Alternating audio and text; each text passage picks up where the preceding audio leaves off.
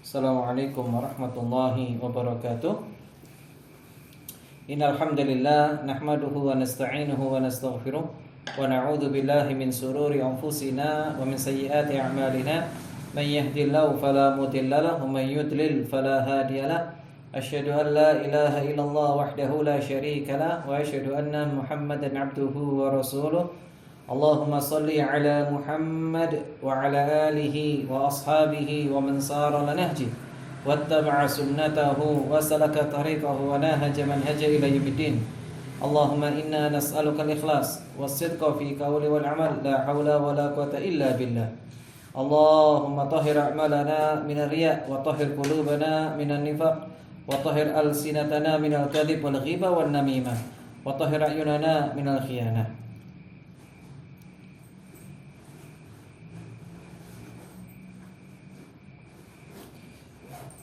Bentar ya, mendesak soalnya.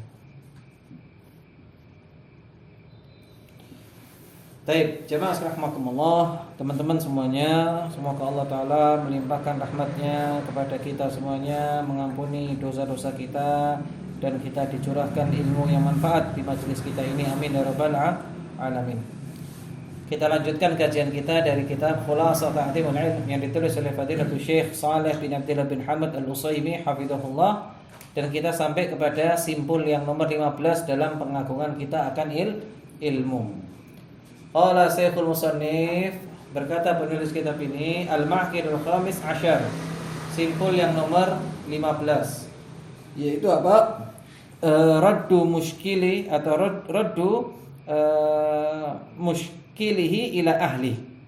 Fadhol, silakan.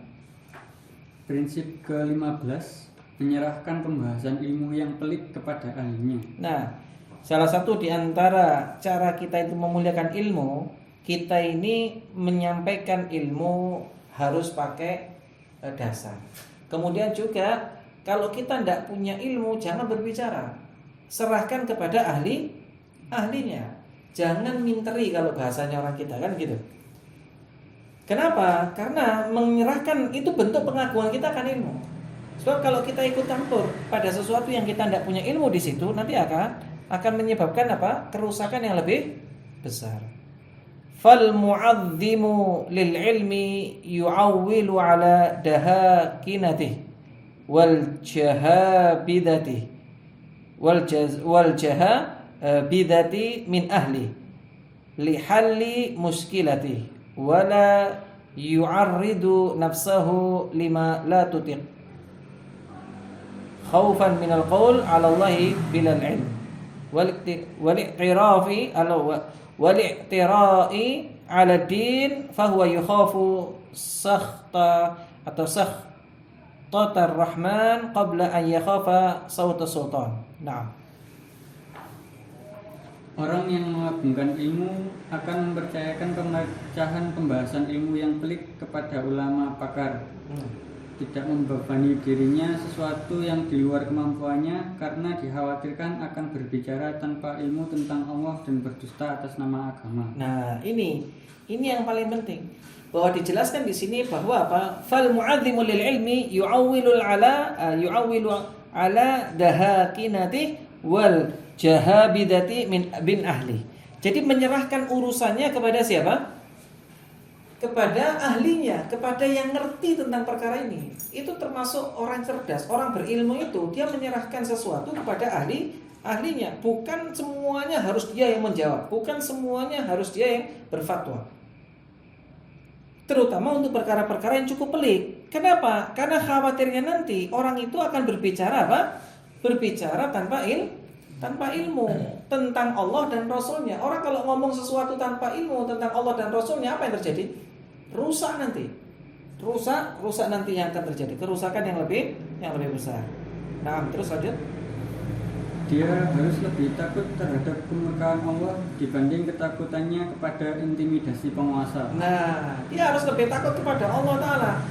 Karena ada sebagian orang yang dia karena ingin menyenangkan penguasa, menyenangkan orang lain, menyenangkan jamaahnya, tapi kemudian dia berbicara tanpa ilmu. Saenake dhewe wis pokoke sing penting jamaahku seneng, sing penting jamaah pengajianku enak, iso guyu lain sebagainya. Dia enggak peduli ini halal haram, enggak peduli lagi. Maka itulah yang harus dihilangkan dari jiwa seorang penuntut ilmu. Dia harus lebih takut. Fahuwa yukhafu sakhtatar rahman qabla an yakhafa sauta as-sultan. Dia harus lebih takut kepada kemurkaan Allah Ta'ala daripada kemurkaannya penguasa.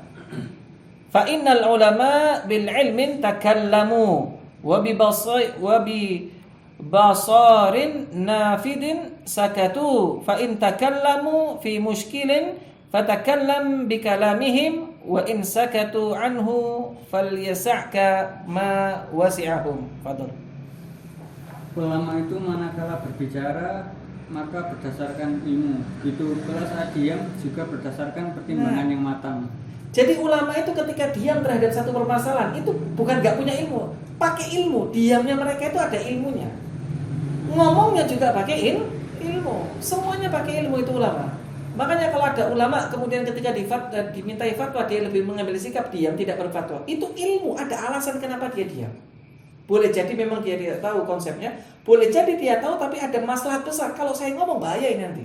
Akan menimbulkan kerusakan yang lebih besar atau sesuatu yang akan menimbulkan kerusakan yang akan menyebabkan ketidakharmonisan atau yang lain-lainnya. Bisa dipahami kira-kira ya? Paham nggak antum poinnya? Nah, ini jamaah sekalian. Terus lanjut. Jika mereka telah berbicara, maka berbicaralah engkau sesuai dengan apa yang mereka sampaikan. Nah, kita sebagai penuntut ilmu tahu diri. Ulama ngomong apa, ya kita ngikut. Ulama berbicara apa, kita ngikut. Terus kemudian? Namun bila mereka diam, maka hendaknya engkau pun ikut diam. Nah, kalau mereka tidak berkomentar, ya Anda jangan ikut-ikutan komentar. Ulama yang punya ilmu aja mereka menutup, menjaga lisannya untuk tidak mengomentari. Kok kita ikut-ikutan mengomentari?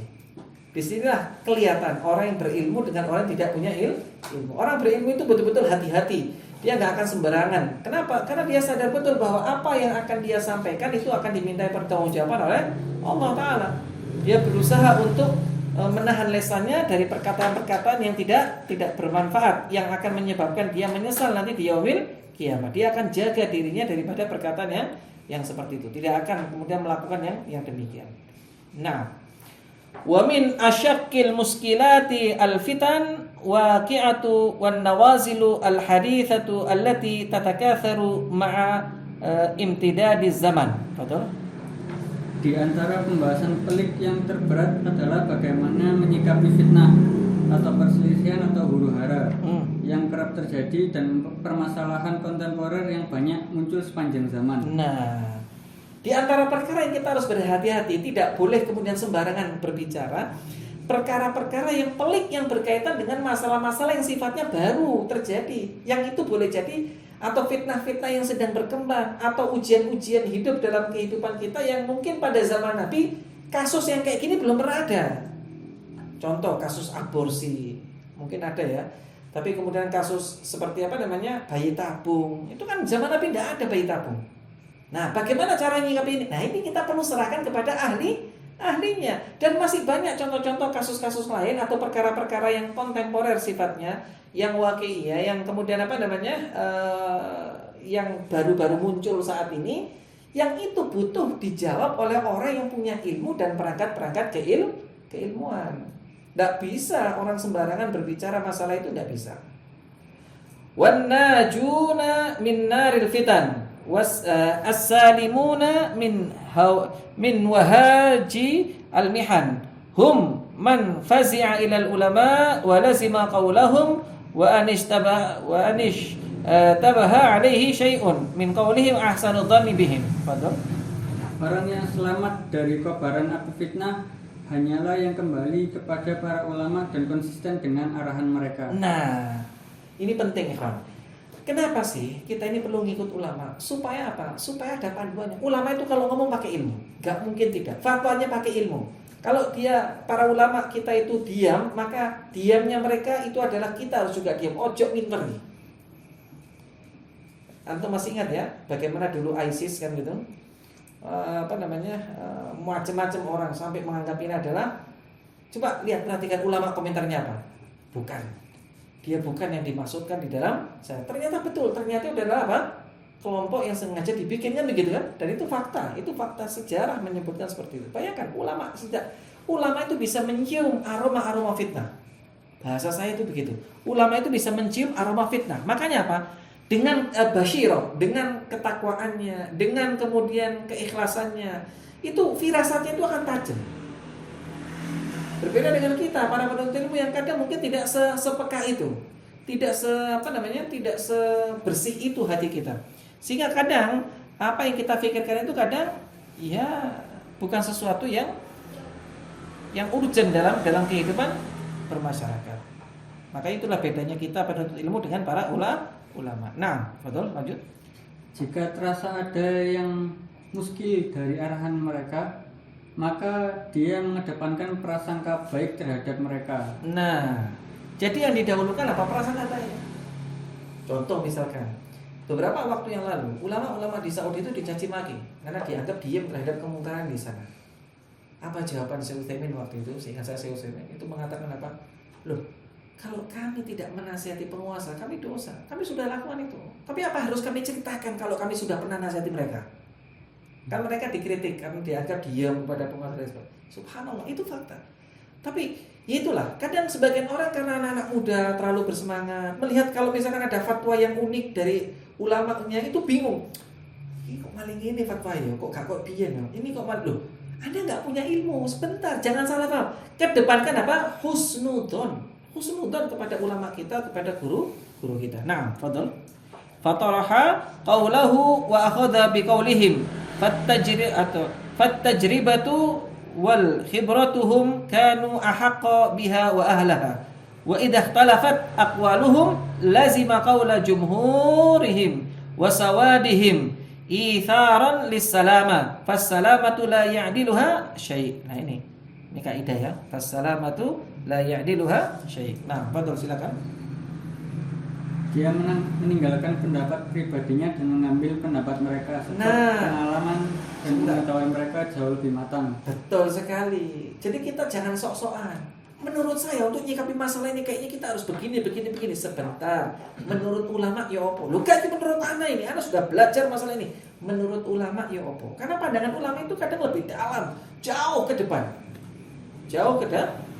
Fadhol, silakan lanjut. Bila terjadi perbedaan pandangan di antara para ulama, maka ia memilih pendapatan kebanyakan dan mayoritas mereka dalam rangka memprioritaskan keselamatan, sebab tidak ada yang lebih penting dibanding keselamatan. Nah, ini. Jadi kalau terjadi ikhtilaf, maka ikuti pendapat jumhur, mayoritas ulama itu. Kalau ada berbeda pendapat, maka jalan terselamatkan yaitu apa? Mengikuti pendapatnya mayoritas ulama. Ulama-ulama itu komentarnya apa? Kita mengikut aja. Ojo pinter-pinteran. Kenapa? Karena kita ini masih belum sampai pada level seperti mereka. Fassalamatu la ya'diluha syai'. Karena apa? Tidak ada yang lebih hebat, lebih utama daripada keselamatan. Wa ma ahsana qawla Ibnu Asim fi murtaqa al-wusul wa wajibun fi mushkilatil fahmi tahsinuna adh-dhanna bi ahli ilmi. Betul? Alangkah bijaknya petua Ibnu Asim dalam Murtaqa al-Wusul. Kewajiban kita saat menghadapi pemahaman yang muskil adalah mengedepankan prasangka baik kepada para ulama. Ini harus mengutamakan prasangka baik kepada para ulama. Wa min jumlatil muskilati raddu zalatil ulama wal maqalatil batilah li ahli al-bid'ah wal mukhalafin fa innama yatakallamu fiha al-ulama ar-rasikhun. Ini penting kaidah. Betul. Contoh tugas berat adalah meluruskan kesalahan para ulama dan membantah pemahaman sesat ahlul bid'ah. Hanya para ulama yang keilmuannya mendalamlah yang berhak berbicara dalam masalah ini. Nah, urusan bantah-membantah bukan kapasitas kita. Urusan mengkritik ulama bukan kapasitas kita. Ojo, jangan. Sebagian orang karena nggak sabar, pengen balas kritik sana kritik. Jangan, itu bukan kapasitas kita. Cukuplah para ulama melakukannya. Kita ini adalah penuntut ilmu. Maka jangan sampai kita memposisikan diri seperti ulama. Nah, dijelaskan sama Syekh. Maka jangan kita menempatkan diri sebagaimana ulama, mengkritik ulama, kemudian ulama ini begini, ulama begini. Padahal dia nggak punya kapasitas. Imam Ghazali begini, Ibnu Hajar itu ternyata ini, kemudian ini itu Imam Nawawi ternyata begini ya. Loh subhanallah, Anda ini siapa? Komentar seperti itu. Kan begitu. Maka mari tahu diri. Kita ini siapa dan bagaimana kemudian kita harusnya bersikap. Kemudian bayyanahu Syatibi fi Muwafaqat wa Ibnu Rajab fi Jamil Ulum wal Hikam fal jaddatu salimah arduha 'alal ulama'ir rasihin wal istimsaku biqaulihim fiha. Nah, ini. Demikian keterangan yang disampaikan Asy-Syatibi dalam Al-Muwafaqat dan Ibnu Rajab dalam Jami' al-Ulum wal Hikam. Jalan keselamatan adalah mengkonsultasikan berbagai urusan tadi kepada para ulama besar dan berpegang dengan arahan mereka. Nah, barakallahu fiik. Jadi kita dianjurkan untuk apa? Untuk berpegang kepada apa? Perkataan ulama, ucapan ulama, ijtihadnya para ulama. Jangan minteri, jangan merasa diri kita seperti ulama yang ada. Jangan. Kita ini adalah para penuntut ilmu. Jangan angkat derajat kita melebihi kapasitas kita yang seharusnya. Karena itu seorang mukmin, seorang muslim hendaknya dia betul-betul memahami tentang hal ini. Tidak boleh sembrono, tidak boleh sembarangan. Jangan sekali lagi. Makanya ada kata-kata indah dari salafus saleh itu apa? Jangan Anda memposisikan diri seperti ulama hanya karena pernah kenal dengan ulama atau sebentar duduk di majelisnya ulama. Jadi baru ikut daurah Syekh Fulan selama 2 jam, 3 jam, pulang seperti ahli hadis. Tidak bisa. Bukan kapasitas kita. Tafsir juga sama seperti itu. Maka jangan sembarangan, jangan sembrono. Itulah ikhwan fillah na'azakumullah, di antara hal yang harus kita jaga, salah satu pengagungan akan ilmu yaitu menyerahkan urusan-urusan perkara-perkara besar dalam urusan agama ini kepada ahlinya. Kita sebagai penuntut ilmu harus tahu diri. Kadang ilmu alat kita belum sempurna, kadang bacaan kita juga terbatas. Maka jangan sembrono, jangan sembarangan berbicara tanpa ilmu, berfatwa tanpa ilmu. Karena itu akan merugikan diri Anda sendiri dan itu juga merugikan orang lain. Dolu wa adollu, sesat dirinya dan menyesatkan orang lain karena fatwanya salah. Masih ingat kan? Ketika ada orang mimpi junub dalam keadaan sakit disuruh mandi, padahal harusnya cukup dengan apa? Tayamum kan cukup. Tapi kan fatwanya saat itu sebagian sahabat memfatwakan bahwa dia harus mandi. Sampai akhirnya apa? Sakitnya tambah parah, akhirnya meninggal dunia. Datang kepada Nabi diceritakan, kata Nabi, orang itu telah membunuhnya. Rasul marah saat itu. Tapi itulah ikhwan fillah, saya tutup dulu penjelasan ringkas ini. Semoga bermanfaat. Semoga Allah mudahkan kita mengamalkan apa yang kita pelajari. Kita dimudahkan untuk bersikap tawadhu di hadapan para ulama, karena sungguh tidak pantas orang yang mengangkat derajatnya melebihi para ulama kalau memang dia tidak memiliki kapasitas sebagai seorang ulama. Barakallahu fiikum, subhanakallahumma wa bihamdika, asyhadu an la ilaha illa anta, astaghfiruka wa atubu ilaik. Wassallallahu ala nabiyina Muhammad wa ala alihi wa ashabihi ajmain walhamdulillahirabbil alamin. Assalamualaikum warahmatullahi wabarakatuh. Waalaikumsalam.